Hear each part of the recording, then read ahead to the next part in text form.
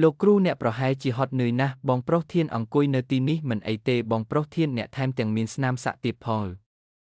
ខ្ញុំធ្លាប់សាក់វាលេងសាច់ពីមុនមកខ្ញុំគិតថាខ្ញុំបានឃើញស្នាមសាក់នេះនៅក្នុងកាសែតខ្ញុំមើលថាវាមកពីថៅកែក្មេងទំនើងម្នាក់នៅសៀងហៃតើថៅកែកំពុងធ្វើអ្វី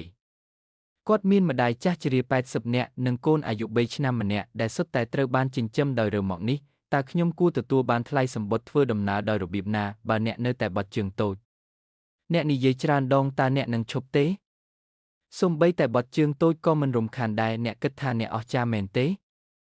ខ្ញុំនឹងឲ្យអ្នកមើលថាតើអ្នកសមរម្យឬអត់ខ្ញុំនឹងប្រយុទ្ធជាមួយអ្នករហូតដល់ស្លាប់ក្មេងអ្នកហ៊ានប៉ះខ្ញុំវាជាកំហុសរបស់អ្នកទាំងអស់កុំខ្ជិលពេកក្មេងស្អុយឲ្យតើអ្នកស្គាល់ខ្ញុំជានរណាទេខ្ញុំនឹងសម្លាប់អ្នក